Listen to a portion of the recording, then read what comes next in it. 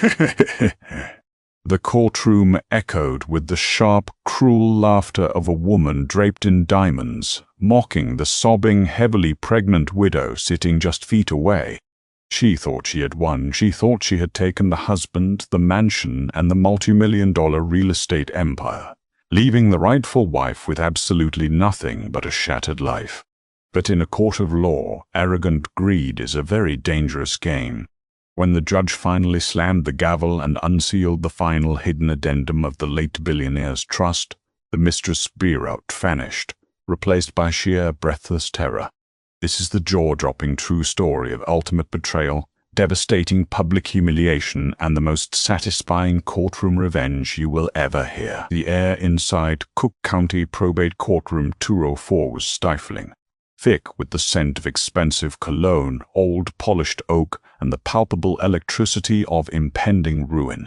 It was a miserable Tuesday morning in late October, the kind of gray, relentless Chicago day that seemed to mirror the bleakness of the proceedings about to unfold. Sitting at the petitioner's table was Clara Sterling. At 32 years old, she was 7 months pregnant, her petite frame swallowed by a simple, conservative black maternity dress that hung off her diminishing shoulders. Her face was ashen, drained of color by 3 agonizing weeks of grief, sleeplessness, and unrelenting stress.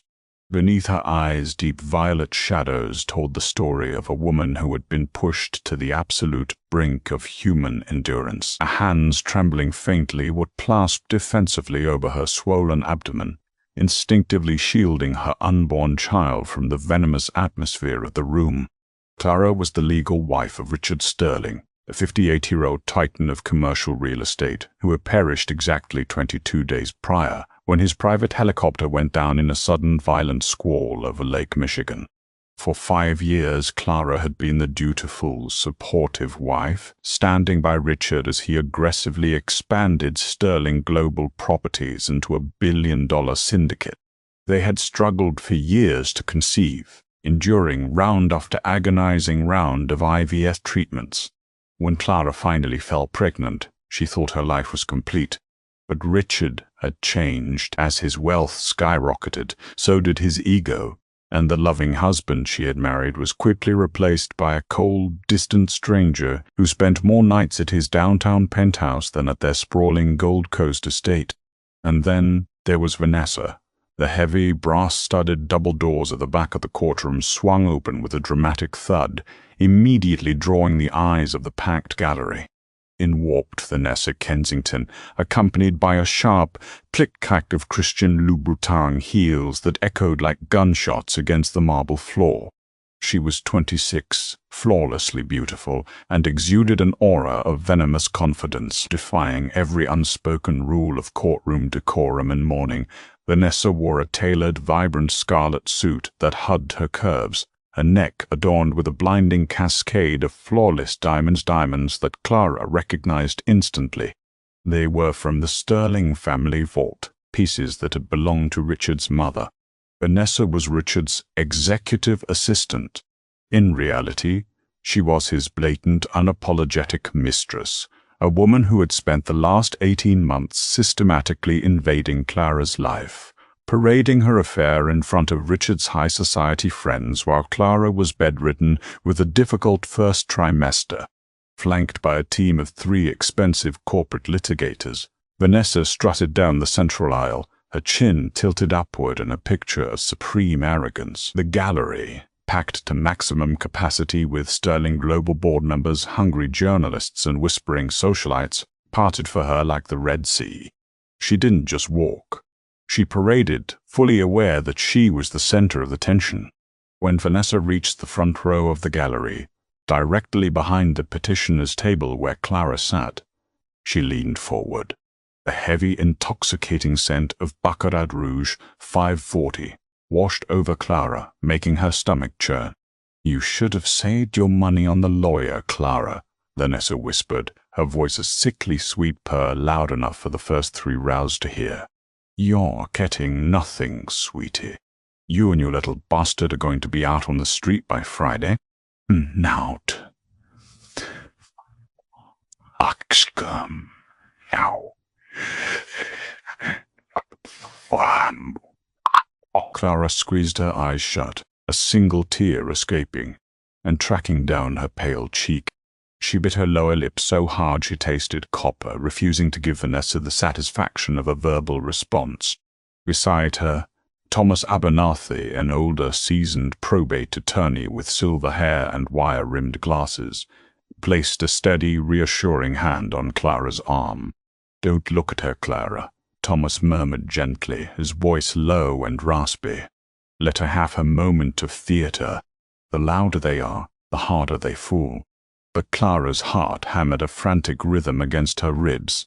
The fear was paralyzing. Following Richard's sudden death, Vanessa had forcibly seized control of Richard's downtown office and locked Clara out of all the joint bank accounts, producing a document she claimed was Richard's final testament.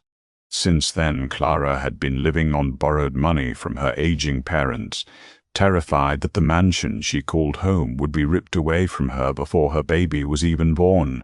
The side door adjacent to the bench suddenly opened, and the bailiff's voice boomed over the hushed murmurs of the room.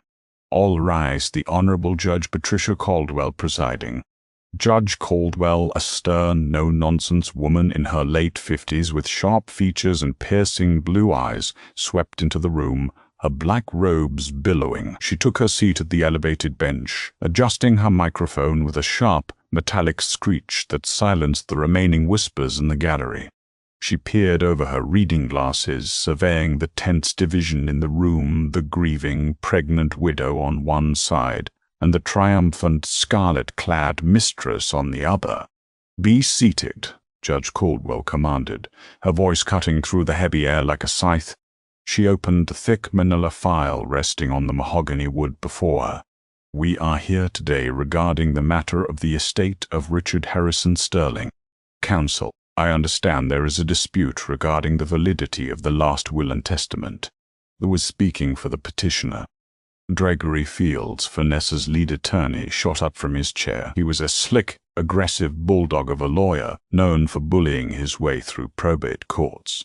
"Your Honor," Gregory announced, his voice booming with unearned authority, "I represent Miss Vanessa Kensington, the sole named beneficiary and executor of the late Mr. Sterling's estate, as dictated by his final legally binding will, executed just 2 months prior to his tragic passing." Clara's breath caught in her throat. The nightmare was officially beginning. She gripped the edge of the heavy wooden table, bracing herself for the humiliation she knew was coming. The gathering storm had finally broken, and the first lightning strike was aimed squarely at her heart. Gregory Fields stepped out from behind his table, buttoning his expensive Italian suit jacket as he approached the center of the courtroom. He carried a crisp blue-back legal document, holding it up like a trophy for the judge in the gallery to see. "Your Honor," Gregory began, his tone dripping with practiced melancholy that didn't reach his eyes. The sudden loss of Richard Sterling was a tragedy that shook the financial world, but Richard, ever the meticulous businessman, foresaw the need to get his affairs in order. The document I have submitted to this court is a fully executed, notarized, last will and testament dated August 14th of this year. It unequivocally supersedes any prior wills, trusts, or verbal promises.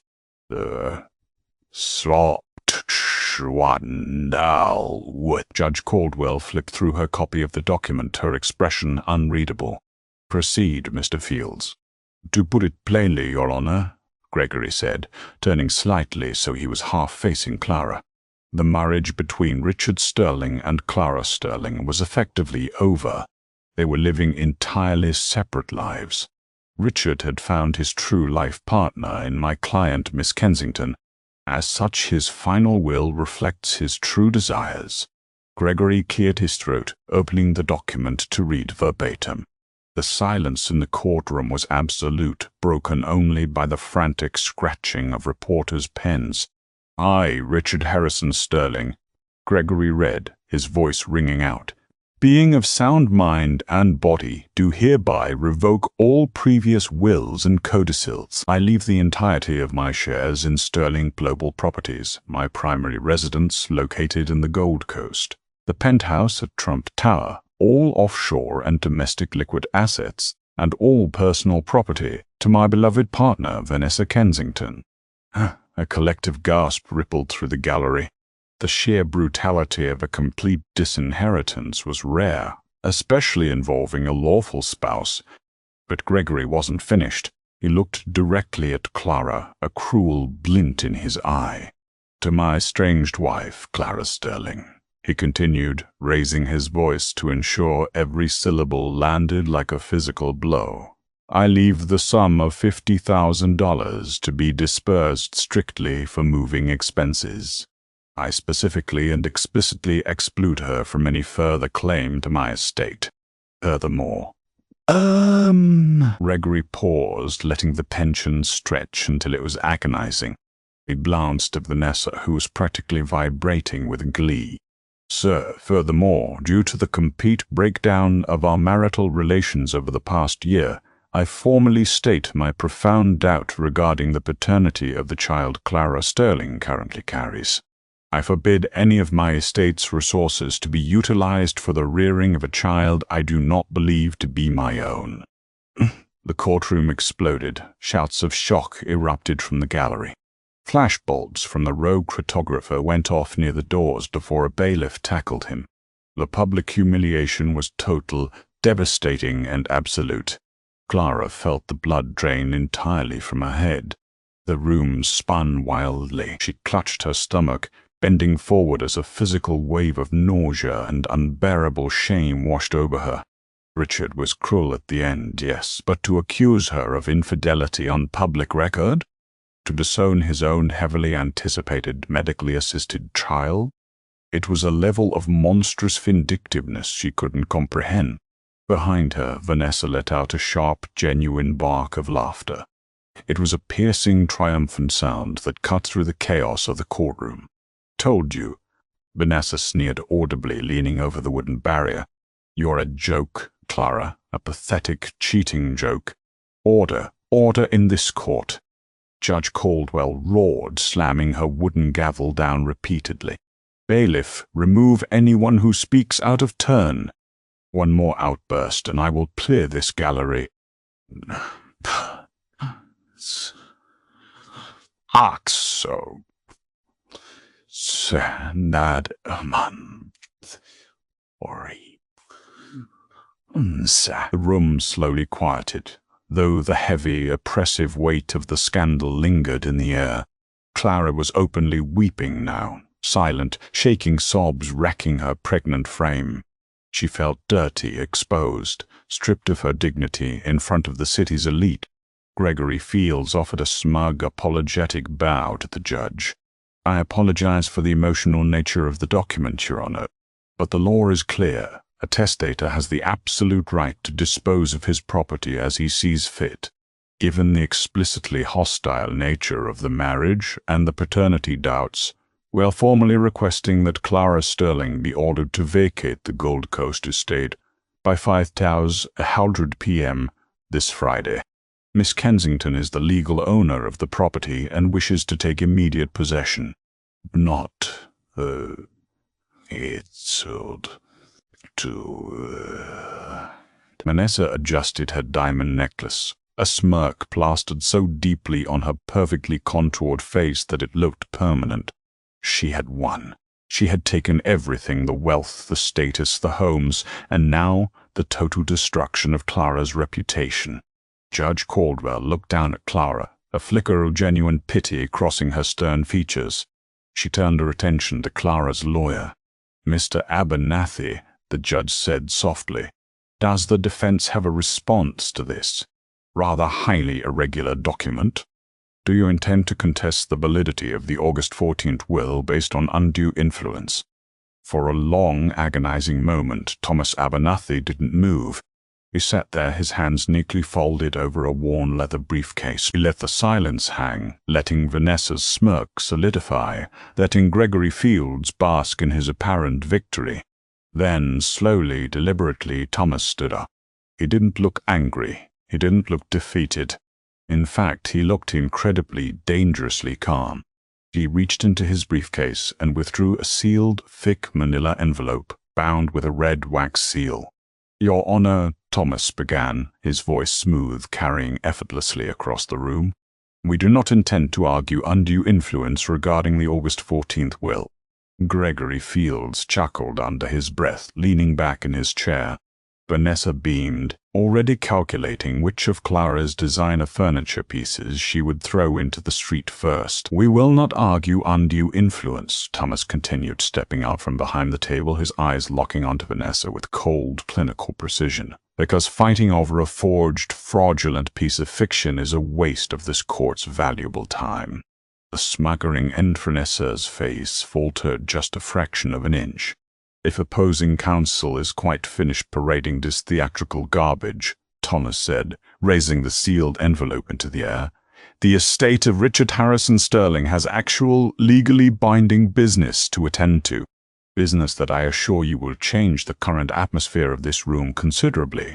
The silence in probate courtroom 204 was so profound that the faint rhythmic ticking of the antique mahogany clock on the back wall sounded like a sledgehammer. Thomas Abernathy stood tall, the red wax seal of the heavy manila envelope catching the harsh fluorescent lights. He didn't rush. He allowed the weight of his statement to settle over the gallery, over the judge, and most importantly, over the smirking mistress in the scarlet suit. Fraudulent, Gregory Fields sputtered, his slick composure fracturing for the first time. He gripped the edges of his podium, leaning forward aggressively. Your Honor, I object to this blatant grandstanding. The will I have submitted was notarized by a licensed professional. If Mr. Abernathy has no intention of contesting it, he needs to concede and allow my client to take possession of her rightful property. Judge Patricia Caldwell ignored Gregory entirely. Her sharp blue eyes were locked on Thomas. Approach the bench, Mr. Abernathy. And you as well, Mr. Fields. Let us see what is in this envelope. Thomas stepped forward, handing a thick, expertly bound document to the bailiff, who passed it up to the judge. He then handed a duplicate copy to a suddenly pale Gregory Fields. What you are holding, Your Honor, is the formal charter and execution documents for the Sterling Family Dynasty Trust, Thomas explained, his voice projecting clearly to ensure the reporters in the back row caught every syllable. It was drafted 4 years ago by the senior estate partners at Sidley Austin LLP, one of the most prestigious law firms in Chicago, and fully funded 3.5 years ago. Vanessa Kensington's heavily contoured brow furrowed. She turned at the sleeve of her co-counsel, a junior lawyer who was currently staring at the document with widening eyes. What is he talking about? Vanessa hissed loudly. What trust? Richard told me everything was in his name. A dynasty trust, Your Honor, Thomas continued, turning slightly so he could look Vanessa dead in the eye, is a highly specific legal instrument designed to pass wealth from generation to generation without incurring estate taxes. But its most vital characteristic is that it is strictly and entirely irrevocable. Clara sat frozen at the petitioner's table, her hand still resting on her pregnant belly. Her heart was beating so fast it felt like a tracked bird. She remembered Richard meeting with attorneys from Sidley Austin years ago, back when they were happy, back when they first started trying for a baby. He had told her it was just standard corporate housekeeping. She had no idea what it truly meant. Judge Caldwell flipped through the heavy parchment pages, her eyes scanning the legal jargon with practiced speed. I am looking at the schedule of assets transferred into this trust upon its execution, she said, her voice dropping an octave in sheer astonishment. Mr. Abernathy, am I reading this correctly? You are, Your Honor, Thomas replied, a rare shark-like smile touching the corners of his mouth. 3.5 years ago, Richard Sterling transferred 98% of his total earthly assets into this trust. That includes his controlling shares of Sterling Global Properties, the deed to the Gold Coast estate, the offshore accounts held at Credit Suisse, and his extensive stock portfolio managed by J. P. Morgan Private Bank. Objection! Gregory shouted, his face turning a mottled shade of crimson. This is a fabrication. Richard Sterling operated those companies until the day he died. He paid the property taxes on that estate just last month. He operated them as a designated fiduciary manager, Mr. Burr. Fields, not as the owner, Thomas shot back, his voice cracking like a whip. The actual owner of those assets is the Northern Trust Company, acting as the corporate trustee. Richard relinquished his personal ownership over 3 years ago. He legally could not give those assets away in a will because they did not belong to him. The courtroom erupted into a frenzy of murmurs. The board members in the gallery leaned forward furiously, whispering to one another. The real estate empire wasn't in limbo. It was locked in a vault that Vanessa Kensington had no key to. Quiet, Judge Caldwell barked, slamming her gavel. Once the room settled, she looked down at Gregory Fields. Mr. Fields, basic property law states that a testator cannot bequeath what he does not own. If these assets are locked inside a valid, irrevocable trust predating your client's will by several years, the August 14th will is effectively attempting to give away a kingdom that Mr. Sterling already surrendered. We will challenge the trust, Gregory declared desperately, sweat beading on his forehead. If Richard was placed under undue influence to create it, he created it while he was happily married, in perfect health, and advised by a team of 10 different lawyers. Thomas interrupted smoothly. Good luck piercing a Sidley Austin trust in Illinois. It would take you a decade and millions of dollars you do not have. Vanessa stood up, her chair screeching violently against the marble floor. The arrogant, triumphant aura she had paraded into the room was evaporating, replaced by raw, unadulterated panic. The diamonds around her neck suddenly looked less like a crown and more like a collar. "Gregory, do something!" Vanessa shrieked, her voice shrill and echoing. "He left it to me. He promised me the company. He promised me the house. You read the will." "Miss Kensington, sit down and remain silent, or I will have you held in contempt and placed in a holding cell," Judge Caldwell ordered, her tone colder than absolute zero. Vanessa sank back into her chair, her perfectly manicured nails biting into the mahogany table. She glared at Clara, her eyes burning with a hateful, desperate fire. Clara didn't look away this time. The crushing weight that had been suffocating her for 3 weeks was beginning to lift, replaced by a sudden fierce rush of maternal protection. "So, Mr. Abernathy," Judge Caldwell said, leaning back in her heavy leather chair, "if the trust owns the lion's share of the wealth, who are the named beneficiaries?" "Now, Tot Blubin Totgully." Thomas walked back to his table and stood beside Clara, placing a protective hand on her shoulder. "The trust was established for the explicit benefit of Richard's legitimate lawful heirs.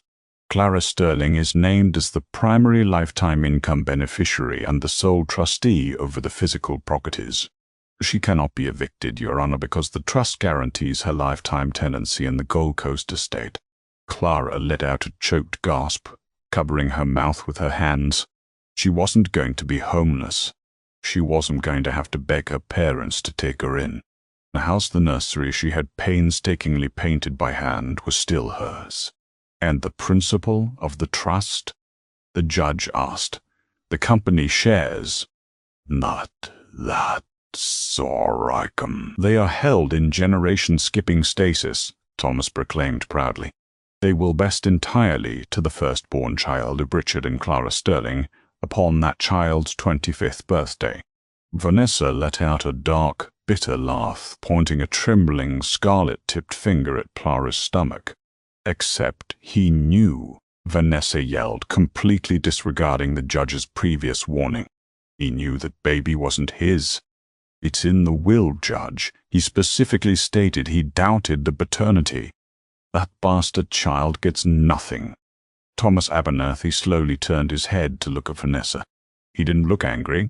He looked like a chess grandmaster who had just cornered his opponent's king. "I'm so glad you brought that up, Miss Kensington," Thomas said quietly, "because that brings us to the final and most crucial piece of business." The tension in the room was pulled so tight it felt as though the very air might snap. Gregory Fields aggressively grabbed Vanessa's arm, yanking her back down into her seat, whispering furiously into her ear. But Vanessa was shaking. her eyes darting between her lawyer, the judge, and the thick legal document that had just derailed her entire life. Thomas Abernathy reached into his worn leather briefcase one final time. He withdrew a sleek white folder bearing the distinct blue logo of LabCorp, one of the nation's premier clinical and genetic testing laboratories. "Your Honor," Thomas addressed the bench, his tone shifting from theatrical to strictly clinical. "Miss Kensington is correct about one thing. Richard Sterling, perhaps manipulated by outside forces in his final months, or perhaps in a state of paranoia, did attempt to insert a paternity clause into his affairs. However, because the assets were already locked within the dynasty trust, he could not simply write Clara or the child out. The trust charter required definitive medical proof to disinherit a legal heir. Gregory Fields stood up, trying to salvage whatever wreckage he could, and my client submitted will explicitly states his profound doubts. The petitioner cannot prove that child belongs to Mr. Moms Sterling, especially now that he is deceased. Actually, Mr. Fields, we already have," Thomas countered, sliding the white folder across the judge bench. Clara watched, utterly spellbound. Thomas had visited her home a week ago, bringing along a certified phlebotomist. He had told her it was a necessary medical precaution for the legal fight ahead, but she hadn't understood the full scope of his strategy until this exact second. "What I have just submitted to the court are the results of a non-invasive prenatal paternity test, or NIP," Thomas explained to the gallery. "It is a highly advanced, court-admissible genetic test that analyzes cell-free fetal DNA found in the mother's bloodstream. We compared the fetal DNA extracted from Mrs. Sterling against a verified medical-grade DNA profile of Richard Sterling, which was securely kept on file at Northwestern Memorial Hospital following a prostate biopsy he underwent 2 years ago." The courtroom held its collective breath. Vanessa stopped struggling against her lawyer's grip. "The results, certified by 2 independent geneticists, confirm a 99.908% probability of paternity," Thomas declared, his voice ringing with absolute finality. "Richard Sterling is the biological father of the child Clara Sterling is currently carrying. The baby is the sole, indisputable heir to the billion-dollar Sterling Dynasty Trust. Miss Kensington's vicious, baseless slander regarding my client's fidelity is thoroughly scientifically dismantled." Clara let out a sob, not of grief, but of pure, overwhelming relief. She pressed her hands against her stomach, feeling a sudden, strong kick against her palm. Her baby was safe. Her honor was restored. The horrible, dirty lies Vanessa had spread through the country clubs and boardrooms of Chicago were dead and buried. "This is an outrage," Gregory bellowed, slamming his fist onto his table. "You ambushed us. You sat on this information." "I utilized the law, Mr. Fields," Thomas said coolly. "You should try it sometime." Judge Caldwell reviewed the LabCorp documents, nodding slowly. "These results appear perfectly in order and are admissible. Mr. Fields, the August 14th, Will's attempt to disinherit the child based on paternity doubts is completely invalid." Vanessa was hyperventilating now. The scarlet suit that had looked so powerful 20 minutes ago now looked like a target. "Fine," she spat, her voice cracking. "Fine. Keep the stupid trust. Keep the company. But the will still stands for his personal estate. The penthouse is mine. The cars are mine. The cash is mine. He left me everything that wasn't in that trust." Thomas sighed, a long, weary sound that carried a startling amount of pity. He looked at Vanessa, shaking his head slowly. "Miss Kensington, you are absolutely correct," Thomas said softly. "The August 14th will is legally binding regarding Richard's personal residuary estate. All assets and liabilities not shielded by the Dynasty Trust belong to you." Vanessa jotted her chin out, trying to reclaim a fraction of her lost dignity. "Exactly. So I want the keys to the Trump Tower penthouse immediately." "You can have them," Thomas said. He picked up a single sheet of paper from his table. "But I suggest you also prepare yourself for the financial realities of Richard's personal estate. You see, Richard enjoyed a very lavish lifestyle over the past 18 months. Private jets, million-dollar jewelry, a penthouse apartment, none of which was funded by the trust, because the corporate trustee strictly cut off his access to the principal when his spending became erratic. Vanessa's face went perfectly blank. "What do you mean?" "I mean, Miss Kensington, that Richard funded his midlife crisis on credit," Thomas stated brutally. He took out massive unsecured personal loans from Goldman Sachs and Bank of America, using his remaining 2% of liquid assets as collateral. The Trump Tower penthouse you so desperately want, it carries a $9 million mortgage with Chase Bank that is currently 2 months in arrears. Gregory Fields snatched the paper from Thomas' hand, his eyes scanning the numbers. As he read, the color completely drained from the lawyer's face. He dropped the paper as if it were on fire. "Richard Sterling's personal estate, the estate you fought so hard to claim. The estate you dragged a pregnant, grieving widow into court to secure is insolvent," Thomas announced to the dead-silent room. "It holds approximately $300,000 in liquid cash and over $14 million in toxic unsecured debt." A reporter in the second row actually gasped out loud. "Congratulations, Miss Kensington," Thomas said, his voice dropping to a harsh, unforgiving whisper. "You are the sole beneficiary of $14 million in debt. Goldman Sachs will be seizing the penthouse by the end of the month. I hope you kept the receipts for those Louboutins." The courtroom exploded. It was a chaotic symphony of shock, laughter, and furiously scribbling pens. The mighty Mistress, who had paraded into the room dripping in stolen diamonds and arrogance, had just fought tooth and nail to inherit her own financial ruin. Vanessa let out a guttural, inhuman scream. She lunged forward, her hands clawing the air toward Thomas, but Gregory Fields and his junior associate caught her by the waist, dragging her back. "It's a lie. It's a trick." She shrieked, tears of mascara streaming down her face, ruining her perfect makeup. "He loved me. He wouldn't do this to me." "Loch, outside so." "He didn't care about you, Vanessa," Clara spoke up. It was the first time she had spoken since the hearing began. Her voice was quiet, but it carried a maternal steel that silenced the people immediately around her. "You were a distraction, and when the distraction got too expensive, he left you holding the bill." Judge Caldwell hammered her gavel with furious authority. "Bailiffs, remove Miss Kensington from this courtroom immediately." 2 uniformed bailiffs moved in, grabbing Vanessa by the arms. She kicked and thrashed, screaming obscenities that echoed off the marble walls, her Louboutin heels skidding helplessly across the floor. As she was physically dragged backward down the central aisle, the gallery watched in stunned fascination as the woman who had sought to humiliate a pregnant widow was hauled out like a common criminal, her scarlet suit violently rumpled, her dignity shattered beyond repair. As the heavy oak door slammed shut behind Vanessa, cutting off her hysterical sobbing, Judge Caldwell let out a long breath and looked down at Clara. The sternness in the judge's eyes had melted into genuine warmth. "Mrs. Sterling," Judge Caldwell said gently, "the court recognizes the Sterling Dynasty Trust as the paramount governing document. The August 14th will is relegated solely to the insolvent personal estate. You and your child are safe. This hearing is adjourned." Clara closed her eyes, tears of profound gratitude slipping down her cheek. She leaned against Thomas, who patted her shoulder with grandfatherly affection. The storm was over. The fortress had held. Against all odds, the truth had silenced the courtroom, and the rightful heir had won.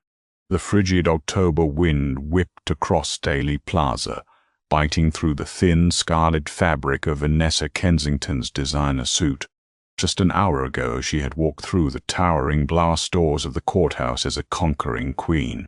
Now she was shoved unceremoniously onto the concrete pavement by 2 stone-faced bailiffs, the heavy courthouse doors clicking shut behind her with an agonizing finality. Her meticulously pinned hair was falling in chaotic strands around her face, and her mascara had drawn thick, dark rivers down her cheeks. A small flock of ruthless tabloid photographers, having caught wind of the spectacular meltdown happening in room 204, were already circling like vultures.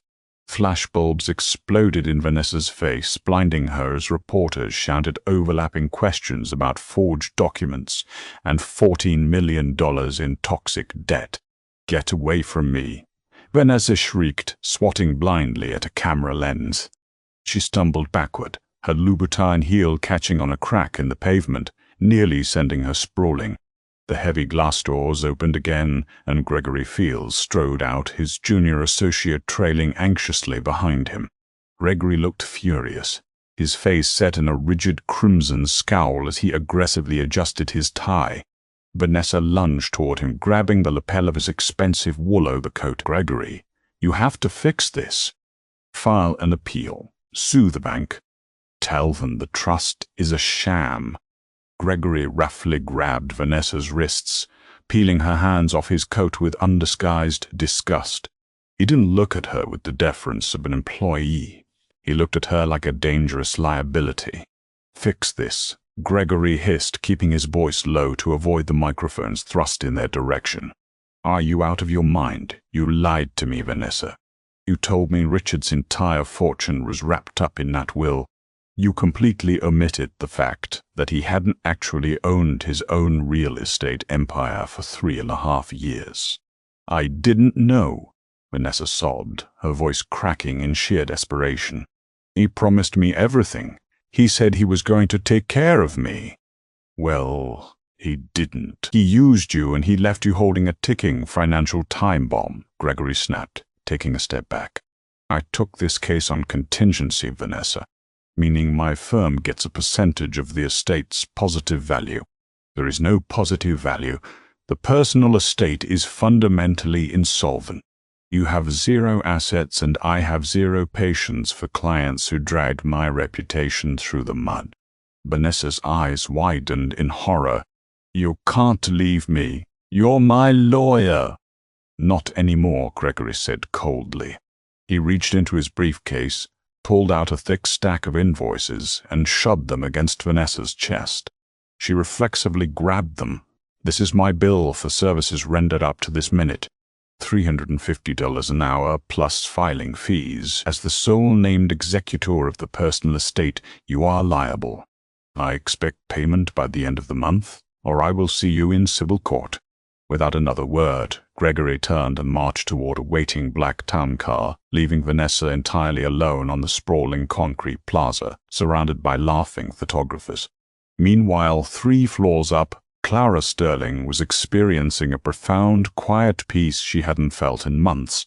She sat in a private, mahogany-paneled conference room reserved for the judge's chambers. Thomas Abernathy sat across from her, carefully organizing the towering stack of LabCorp results and trust documents back into his worn leather briefcase. Clara placed a trembling hand over her stomach, feeling a gentle, fluttering movement within. She looked out the window at the gray Chicago skyline, the crushing weight of impending homelessness completely eradicated. "I can't believe it's over," Clara whispered, her voice hoarse from crying. "I thought she was going to take the house, Thomas. I was terrified I'd have to bring my baby home to a rented apartment." Thomas paused, looking up at her with a gentle, grandfatherly smile. "Richard made many terrible mistakes in his final year, Clara. His arrogance blinded him, and his infidelity was unforgivable. But the one smart thing he did was establish that dynasty trust when his mind was clear and his priorities were right. He built a fortress around you and his future child, and even he couldn't tear it down when he lost his way. What happens to her now? But the pans to her?" Clara asked, unable to completely extinguish the empathy in her heart, even for the woman who had tried to destroy her. "Vanessa?" Thomas sighed, clicking his briefcase shut. "She is about to receive a crash course in high finance corporate debt. When Richard died, his personal accounts were frozen. The mortgages on the penthouse, the leases on his luxury cars, they all trigger immediate default clauses upon the debtor's passing. Goldman Sachs and Chase Bank are ruthless. By tomorrow morning, the locks on the Trump Tower penthouse will be changed by a bank-appointed receiver. Clara shook her head in quiet disbelief. She thought she was inheriting a kingdom. She inherited a crater, Thomas corrected softly. Come, Clara. I have a car waiting in the underground garage. It's time to take you home. You have a nursery to finish setting up. That evening, as Clara unlocked the heavy oak doors of her Gold Coast mansion, breathing in the familiar scent of lavender and old wood, Vanessa Kensington was experiencing a vastly different reality. Standing in the opulent marble hallway of Trump Tower, Vanessa furiously jammed her gold-plated key into the lock of penthouse 4B. It wouldn't turn. She tried again, panic rising in her chest, rattling the heavy handle. "Mum, please step away from the door," a stern voice echoed down the hall. Vanessa whipped around to see two building security guards flanked by a man in a cheap gray suit holding a clipboard. "I live here," Vanessa yelled, her voice echoing shrilly. "My key isn't working. Open this door immediately." "That talent." "I'm afraid we cannot do that, Miss Kensington," the man in the grey suit said, stepping forward. "I am a representative of Chase Bank. As of 4 p.m. today, this property has been formally seized due to massive mortgage default. The contents inside have been inventoried to offset the outstanding debt of the late Mr. Bart Sterling." Vanessa felt the blood drain from her face. "My clothes are in there, my jewelry, my bags.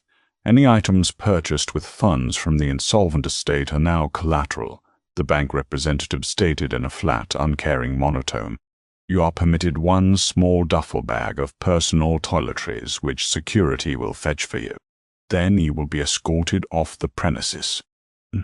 "Adman." Vanessa collapsed against the heavy mahogany door, sliding down until she hit the marble floor. The cold reality of her situation finally set in. She had no money. She had no lawyer. She had no home. The empire she had schemed and crawled to steal had been a mirage, and she was left holding nothing but the ashes. 3 days passed. The scandal had dominated the Chicago social scene, with local newspapers gleefully printing details of the $14 million Mistress. Clara Sterling spent those days resting, surrounded by her protective parents and the comforting walls of her secure home. Vanessa Kensington, however, was surviving on sheer frantic desperation. She had retreated to a dingy 2-star motel near O'Hare Airport, her remaining designer outfits shoved into cheap plastic garbage bags. Her credit cards, entirely dependent on Richard's frozen personal accounts, had been aggressively declined. But Vanessa was nothing if not a survivor. As she sat on the lumpy motel bed, frantically scrolling through her phone's digital files for anything she could pawn, she found it. A PDF document buried deep in her inbox, forwarded to her by Richard 6 months ago during the height of their affair. It was a confirmation letter from Northwestern Mutual Life Insurance. Vanessa's breath hitched. She clicked the document, her eyes scanning the bold text. It was a comprehensive life insurance policy on Richard Harrison Sterling. The death benefit was staggering, $20 million. And right there, listed as the primary unalterable beneficiary, was Vanessa Kensington. A manic, hysterical laugh bubbled up from her throat. She hadn't lost. The trust might have the real estate and the bank might have the penthouse, but life insurance bypassed probate court entirely. It wasn't subject to the will. It was cold, hard, untouchable cash, and it had her name on it. "I won," she whispered to the empty, mildew-scented room. "I'm going to ruin them." The very next morning, Vanessa marched into the polished, glass-walled lobby of Abernathy & Associates. She looked disheveled, her roots were showing, and her previously flawless scarlet suit was hopelessly wrinkled, but her eyes burned with vindictive triumph. She bypassed the receptionist entirely, storming down the hallway and throwing open the double doors to Thomas Abernathy's corner office. Inside, Thomas was sitting at his large mahogany desk reviewing paperwork. Across from him sat Clara, looking healthy and radiant in a soft cashmere sweater, signing a stack of trust addendums. Both looked up in surprise as the door slammed against the wall. "Miss Kensington," Thomas said, not missing a beat, though his eyes narrowed dangerously. "This is a private office. I suggest you leave before I call the police and have you arrested for trespassing." "Call them," Vanessa sneered, slamming a printed copy of the Northwestern Mutual policy onto Thomas's desk. She pointed a trembling finger right in Clara's face. "You thought you broke me, didn't you? You thought you left me with nothing but debt." Clara flinched slightly but held her ground, looking at the hysterical woman with a mixture of pity and exhaustion. Thomas slowly picked up the paper, adjusting his wire-rimmed glasses. He looked at it for a brief moment, then set it back down, letting out a long, heavy sigh. "Well?" Vanessa demanded, planting her hands on the desk. $20 million, Thomas. Richard named me the sole beneficiary. The insurance company legally has to pay me. I'm richer than this pathetic widow will ever be. I can buy and sell you both." Thomas removed his glasses, pulling a silk handkerchief from his breast pocket to clean the lenses. He didn't look intimidated. He looked deeply, profoundly disappointed. "Vanessa," Thomas began, his voice dangerously calm, "have you actually spoken to the payout underwriters at Northwestern Mutual yet? Or did you just print this off and rush over here to gloat?" Vanessa's triumphant sneer faltered. "I spoke to the automated system. It confirmed the policy is active." "Oh, it is certainly active," Thomas nodded, placing his glasses back on his face. "It is a fully funded $20 million policy. And you are indeed the named beneficiary. But you clearly do not understand how billionaire debt structuring works." Thomas opened a drawer in his desk and pulled out a manila folder, sliding it across the desk to sit perfectly parallel to Vanessa's insurance printout. "When Richard took out $14 million in unsecured personal loans to fund his lavish lifestyle with you," Thomas explained smoothly, "the banks were not stupid. They knew he was 58 years old, overweight and living recklessly. They required a guarantee. They required what is known in the financial world as a collateral assignment of life insurance. Vanessa stared at the new folder, her heart suddenly pounding a frantic, terrifying rhythm against her ribs. "What does that mean?" "It means," Thomas said, his voice dropping to a surgical absolute zero, "that Richard legally pledged the payout of that exact Northwestern Mutual policy to his creditors. By law, upon his death, the insurance company does not pay the beneficiary. They pay the assignees first." Clara watched quietly as all the color vanished from Vanessa's face. "The insurance company will disburse $14 million directly to Chase Bank and Goldman Sachs to clear Richard's toxic debt," Thomas continued relentlessly. "The debt that, as the executor of his personal estate, you currently owe. But that leaves $6 million. Vanessa stammered desperately, clinging to the math. 20 minus 14 is 6. "I still get $6 million. "You would," Thomas agreed pleasantly, "if it weren't for the IRS. Vanessa physically stumbled back, her knees hitting one of the leather guest chairs. "Because Richard liquidated assets so aggressively, and because the personal estate is currently in catastrophic failure, there are approximately $7 million in deferred capital gains and estate penalties owed to the federal government," Thomas stated, delivering the final fatal blow. "The IRS has already placed a federal tax lien on the remainder of the insurance payout. They will seize every single penny of that remaining $6 million. Vanessa opened her mouth to speak, but no sound came out. She was hyperventilating, her hands shaking violently.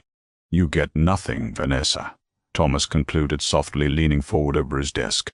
"The $20 million will bypass you completely, vaporized by the debt which had accumulated trying to impress you. The money is gone, his estate is bankrupt, and this time you really have played your absolute last card." Vanessa looked from the damning legal documents on the desk to Clara. For the first time since this nightmare began, Clara saw no arrogance in the mistress's eyes. There was only the hollow, devastating realization of total ruin. Without a word, Vanessa Kensington turned. She didn't stomp. She didn't yell. She practically floated out of the office, a ghost of a woman completely broken by the sheer weight of her own greed. When the door clicked shut, the silence in the office was deafening. Clara let out a long breath.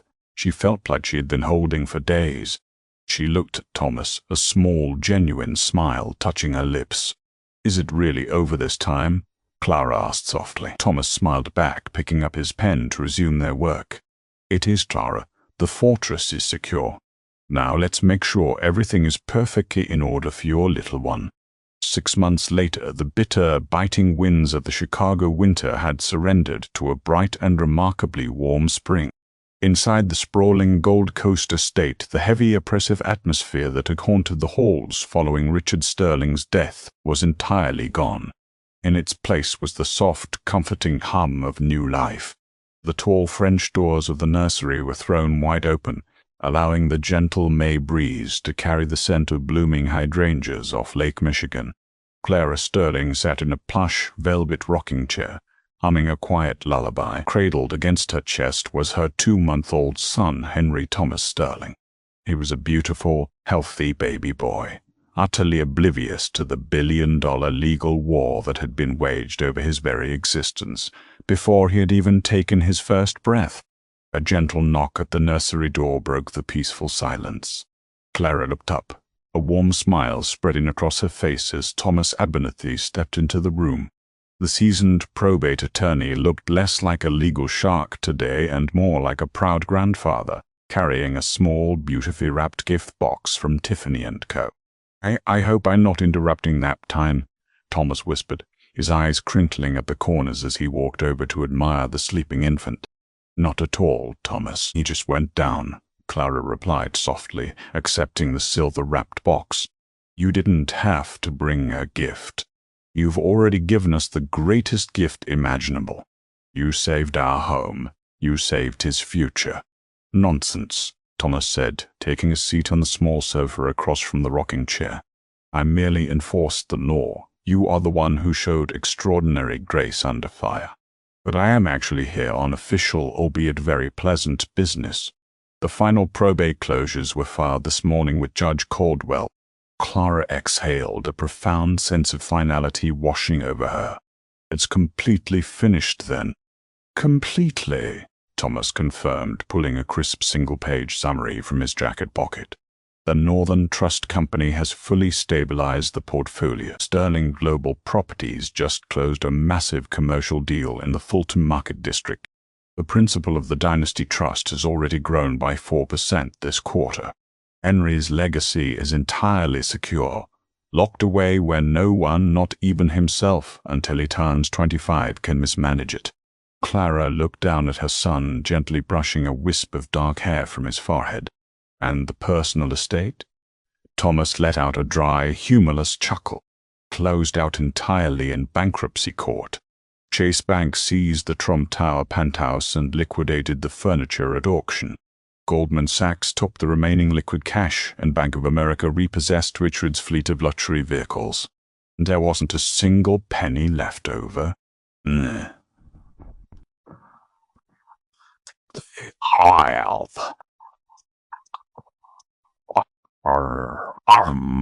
wow.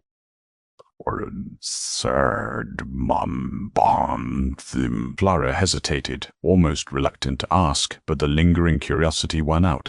"What happened to Vanessa?" Thomas leaned back, folding his hands over his knee. The legal community in Chicago was small, and the gossip surrounding the spectacular downfall of Vanessa Kensington was legendary. Miss Kensington learned a very harsh lesson about the consequences of blinding greed, Thomas explained, his tone devoid of any sympathy. When the IRS federal tax lien vaporized the life insurance policy, she was left with absolutely nothing but the crushing legal bills she accrued fighting you. Gregory Fields successfully sued her for breach of contract and unpaid legal fees. To satisfy the judgment, the court ordered the garnishment of her wages. "Her wages?" Doug asked. "Where is she working?" "She was forced to leave the city center," Thomas said. "She couldn't afford the rent anywhere near downtown. I understand she is currently living in a cramped subleased studio apartment out in Joliet. She took a job as a junior administrative assistant at a mid-level freight logistics company out near the interstate. The image of the woman who had once paraded into a courtroom draped in stolen family diamonds and wearing a scarlet designer suit, now sitting under flickering fluorescent lights, filing shipping manifests to pay off her own ruinous legal debts, was poetic justice in its purest form. Vanessa had tried to steal a crown she hadn't earned, and the weight of it had snapped her neck. She has no access to credit. Her reputation in the corporate real estate world is entirely destroyed, and she will be paying off the IRS and her former attorneys for the next 20 years, Thomas concluded softly. She will never bother you or Henry again, Clara. That chapter is permanently closed. Clara looked out the window, watching the sunlight dance across the meticulously manicured lawns of the estate. For so long, she had felt like a victim first of her husband's cruel betrayal, and then of his mistress's vicious ambition. But as she sat in the safety of the fortress Richard had ironically built before his corruption, she realized she was a survivor. She had protected her child, she had maintained her dignity in the face of public humiliation, and she had let the truth be her sword. "Thank you, Thomas," Clara said, her voice steady and filled with quiet strength. "For everything. It was the honor of my career, Mrs. Sterling," Thomas replied, standing up to take his leave. "Enjoy your son. He has a very bright future ahead of him." As the lawyer quietly exited the nursery, Clara stood up and walked over to the large bay window. The sprawling Chicago skyline stood tall in the distance, a testament to the empire that would one day belong to the little boy in her arms. The mistress had been silenced, the courtroom had spoken, and the true legacy of the Sterling family was finally safe. What a spectacularly satisfying downfall. Vanessa Kensington strutted into that courtroom believing she was the queen of a billion-dollar empire, only to discover she had fought tooth and nail to inherit $14 million in toxic debt and complete financial ruin. It is the ultimate proof that greed and arrogance will eventually build their own trap, and that the truth, no matter how deeply buried, always has the final word in a court of law. Clara Sterling not only protected her unborn child's future, but she walked away with her dignity, her home, and a legacy secured by the ultimate legal checkmate. If you loved this story of shocking courtroom twists, brilliant legal revenge, and a mistress getting exactly what she deserved, make sure to hit that like button right now. Share this video with anyone who loves a perfect karma story. And don't forget to subscribe to the channel and ring the bell so you never miss another jaw-dropping true story.